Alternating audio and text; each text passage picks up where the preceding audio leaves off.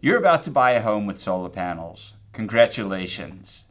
But to do so, you need to know what you're getting into. From understanding warranty agreements to monitoring your system and how it affects your electric bill, there's a lot to uncover about your new solar system. In this video, we'll walk you through everything you need to know before your settlement day to prevent any costly surprises. All right, Larry. So the first thing people should understand really are the ownership models. What's the difference between owning a system and leasing a system or having a power purchase agreement with a system? And how should you think about that when you're looking to buy a home that has solar on it? Yeah, so obviously, ideally, they own the system, and then it's just transferring the ownership to you with the house. No big Right. deal. They may also have a loan on the system, and that obviously that loan will need to be closed and taken care of at settlement. The other potential is that they have either a lease or a PPA. Right. In that case, there's a third-party ownership. The customer does not own the system. There's a third party that owns it and has a lien filed against the property for that system. And if that's the case, then that system doesn't provide any additional value to that house. And that's something to keep in mind when you're purchasing a house. And that lease or PPA will need to somehow go to the new owner. Right.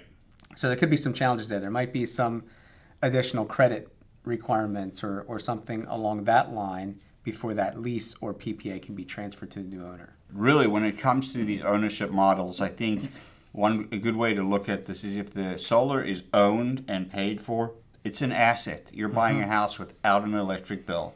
If it comes with a lease or a loan that you're going to have to assume as the new home buyer, it's a liability. It does come hopefully without an electric bill, but it also has this liability of either paying down a power purchase agreement or paying off a lease or a loan associated with it. Right, and if that's the case, then you want to see that agreement and see the fine print.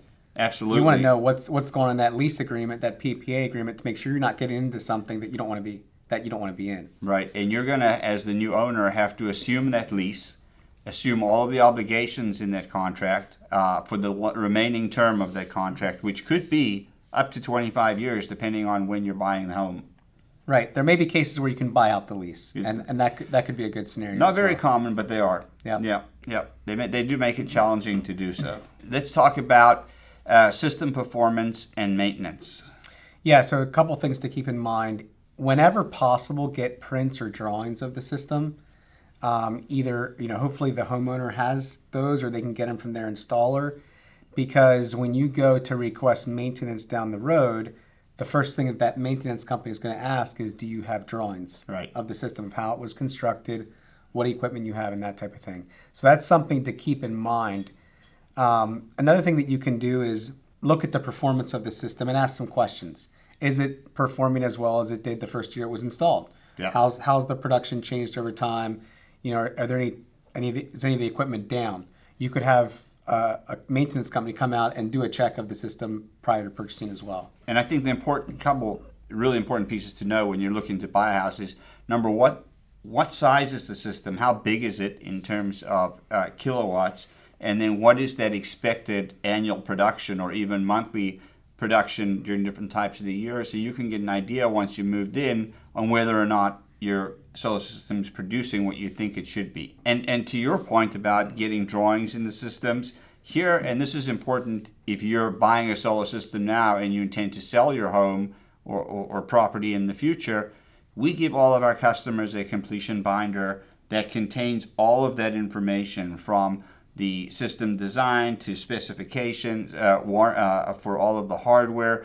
So we give that to you. Your home seller might have a binder or a set of documents specifically for the solar, and that's what you really want to get your hands on. Let's talk about warranties and service.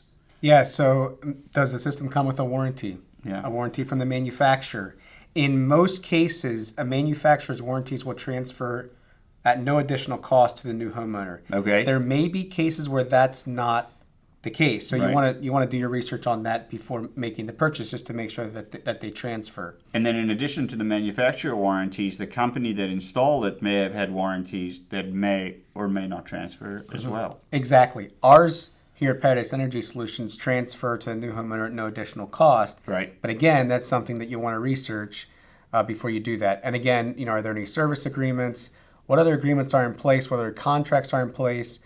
What's the fine print of those contracts? What does that look like? And we talked just briefly about this a minute ago about the solar producing enough to cover the electric bill, knowing the size and the expected output of the solar. But you should also know exactly how that's going to affect your electric bill. Exactly. Yeah. So, one of the easiest ways to do that is look at the electric bill. Yeah. Calculate how much the system has produced, and look at the cost per kilowatt hour in the electric bill, and do some math to say how much is that actually saving on a yearly basis. So, Larry, are there any financial incentives that would apply to the new owner who's buying the house with the solar on it? Typically not. No, Okay. the original owner typically takes advantage of all those incentives. So that'd be a tax credit.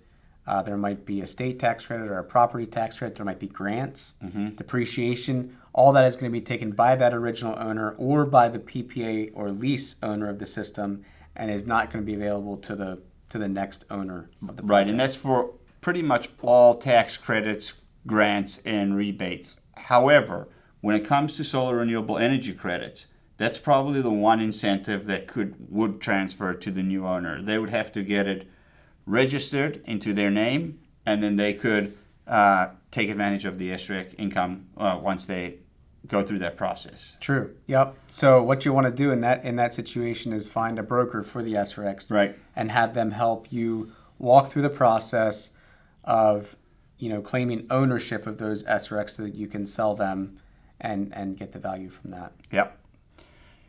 Something else they should ask about is monitoring their system. How do they know, other than looking at their electric bill, whether or not their system is functioning correctly? Yeah, so what they want to do there is get with the owner of the house and get the monitoring portal transferred from that owner to your credentials. So Right. typically, there's a login and a password to log into the monitoring system so that you can see what the system is doing besides just looking at the electric bill. Yep.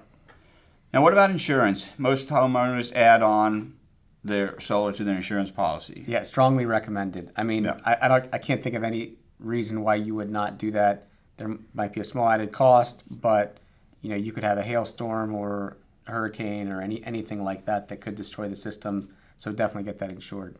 And then, Larry, let's talk about how do you value the system for resale. If you're looking at a home that were apples and apples, one had a solar system on it, one didn't, how would you assess the value of that solar system, assuming it's owned? There's a lot of studies out there that try to assess or try to figure out what a solar on top of a roof is valued at. And Yeah. what it really comes down to is do the new buyers, do they like the look? What's the curb appeal like? Is that affected at all?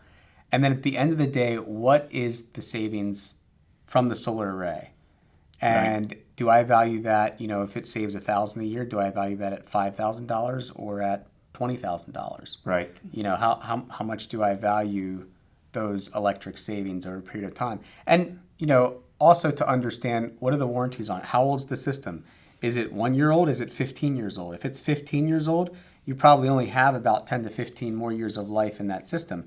If it's 1 or 2 years old, you could easily have close to 30 years left and have plenty of time to pay it off. Right. Yeah. And there are, as you alluded to, a variety of different models out there. I've heard different suggestions such as the net cost after all of the incentives is the value of it, but it really depends on how much electricity it's offsetting, how much it's saving, and how much that is worth to you as the buyer.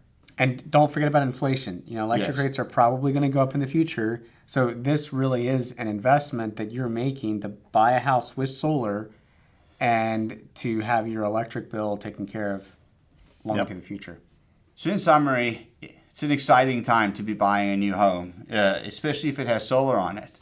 But remember, there are a couple different ownership models. Hopefully it's owned and paid and free and clear. It's a tremendous asset and a benefit to you if that's the case. If it's not, you've got to really look into those agreements and make sure you understand that the agreement that you're taking over is something you're going to be held to for the remaining term of that agreement. So make sure you understand that. In addition, make sure you understand the warranties. Get all of the documentation that the seller has available on the system, the drawings, the warranties, the spec sheets. know the size of the system and the output of the system so you can have a good idea if it's working correctly. You may want to have an installer like Paradise come and do a system checkup for you prior to closing. And also make sure you get the monitoring portal information and get that changed over to you so you know the username and password. You can log into the portal online and see how the solar is producing, make sure it's functioning correctly. And if there are solar renewable energy credits or any income associated with that, you'll want to get that transferred over to you and find yourself a broker to help you sell those because that is income for you. We understand that buying a home is a complex and intimidating process, especially when the home has solar. So to make things easier, we've created a checklist for you and we'll link that in the description below. If you have any questions about managing your solar system or anything solar related, drop them in the comments below. We're happy to help. But before you go, be sure to subscribe and hit that like button. Thanks for watching.